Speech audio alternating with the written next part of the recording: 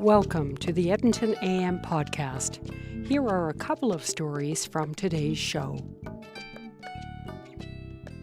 Well, turning the key at your first ever apartment is a big deal for anyone. It's a milestone for 29-year-old Nicole Chalifoux. She celebrated just last year. But like many people with special needs, moving out on her own didn't come easy. Nicole is an employee at Edmonton's Gateway Association, and she shared her success story at their annual general meeting last night.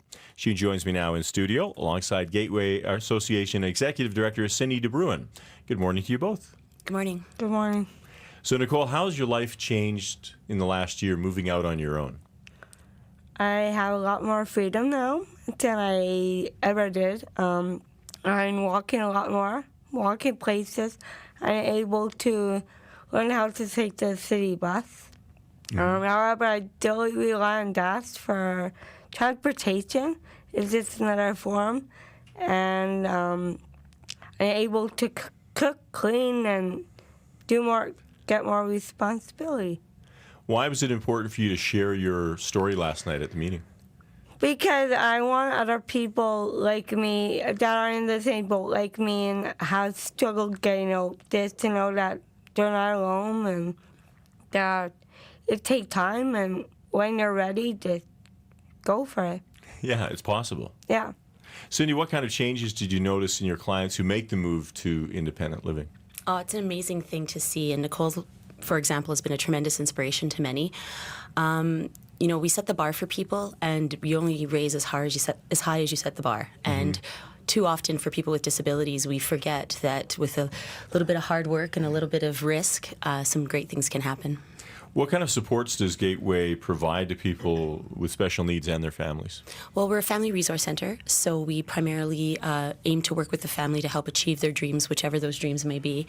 And a lot of times that's with helping people move out on their own and sort of start a new chapter of their lives.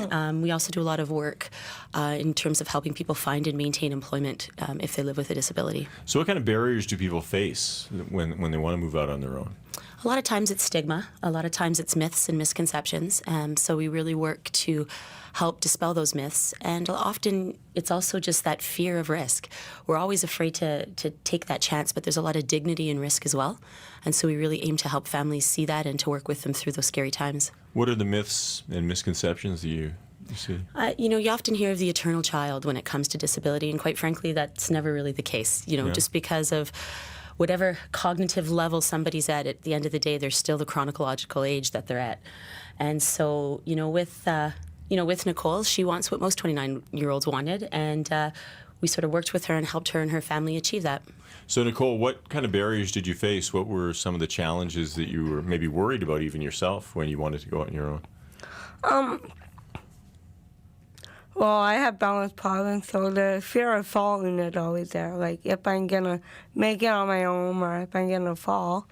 But my apartment is set up so, ironically, my apartment, everything's so close together. So even if I do happen to fall, there's a wall or there's a counter that I can hang on to. The fear of falling is one. The fear of oh my gosh, what am I getting myself into? Kind of the fear of really trusting myself and knowing I can make it. But I made it this long, so. What about your family? Were they afraid for you in some ways? Yeah, they wanted me to live with my grandma at kind of a class as long as I could. Mm-hmm. And it got to the point where I couldn't anymore. And I told them repeatedly that, and they're like, no, just keep living with your grandma. It's safe for you. And they're like, and finally it got to 29, and I'm thinking, well, I want to move out by the time I'm 30. I'll be 30 in June, so I thought, well, this is a better chance than any. Has your story inspired other people who are in your situation to say, yeah, I want to do the same thing? I like to believe so. That I like to believe that I touch people's hearts. And Cindy, I'm sure that's the case with some of your other clients when they see what Nicole's done, eh? Absolutely. And so many families at our meeting last night were just so moved and so inspired by what Nicole shared in terms of her story. And as one mom said to me when she was leaving, it reminded me that it's not about me and it's not about my fears, but it's about, my son's opportunities. So it was an extremely powerful evening for many people, and Nicole continues to be an inspiration to us all. Yeah. And what would you like to say to people, too, that I know that Gateway, helps people get employed, but there's lots of jobs that people could do with disabilities who maybe they don't get the chance because people just don't think it's worth it. Absolutely, and it's amazing what people can accomplish, and it often just, all is needed is a little bit of carving or a little bit of accommodations.